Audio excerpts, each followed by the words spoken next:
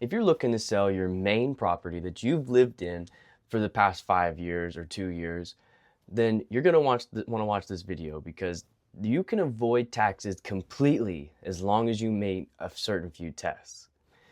This is called the 121, section 121. This, what it is what you're doing is you're selling your property. Now, it needs to be your primary residence, the one that you personally live in. So if you've lived in it, and we're going to go back for 5 years, okay? So look back at the last 5 years and see if you've lived in it for a total of 2 years. If you've lived in your property for a total of 2 years in the last 5 years, then you can actually avoid capital gains completely up to a certain cap, which the caps are pretty high and most of us aren't going to hit them, but it does cap out at certain amounts, and we'll get into that here in a little bit. But what we need to understand is the tests. You need to be able to look back in the last 5 years and make sure that you personally have lived in it for at least 2 years of the last 5 years. And you also need to have owned it in those 2 years as well. So you can't live in a house that your parents owned and then buy it and then a year later sell it and then avoid all the capital gains taxes. It doesn't work like that. You yourself have to own it, and you yourself have to live in it. There are certain rules that also apply with married couples, where if your spouse has lived in it for so many years and then you move in, then you kind of take over their residency in that time period. But we'll just focus on the main stuff. So that's the two tests. You need to live in it, look back to the last 5 years for 2 years, and you need to own it for 2 years. And then you can avoid capital gains altogether. Now, what are the caps? So there's two different caps. There's this married filing single, and then there's the married filing jointly cap. So if you're single or you're married and you're filing single, your cap is $250,000.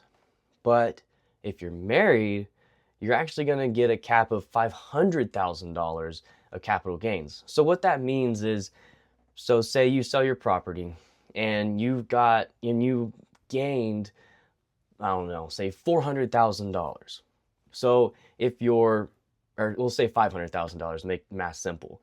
So if you're married and you're filing jointly, you take it all out. You don't have to pay taxes on any of that $500,000, right? That's a big paycheck that you don't have to pay any taxes on. That's crazy, okay?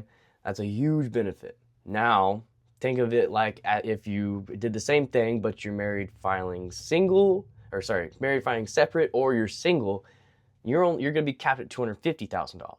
So up to $250,000 is tax-free of that $500,000 that you just gained. But the rest of the $250,000 is taxed at capital gains rate.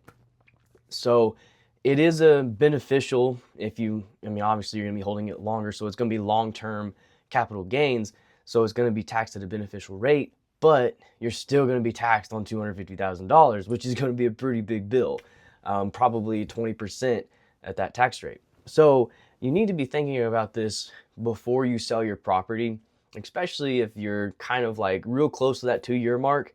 It's like maybe you need to wait a month or two.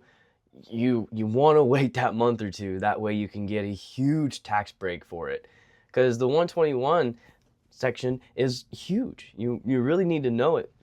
That way you can really take advantage of it. Now, there are certain things that help it. There's also the exclusion rates sometimes. There's, the exclusion dates. You really need to talk to a CPA or EA to understand your specific situation.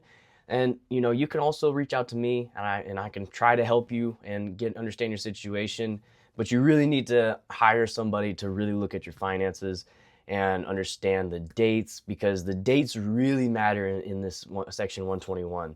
It really matters, because if you're even a month under the 2 years, you're going to be paying hundreds of thousands of dollars of taxes, or none. You know what I'm saying? So you really need to understand where you're at with this situation. But the 121 exchange, you cannot avoid it or cannot look past it, because it's huge.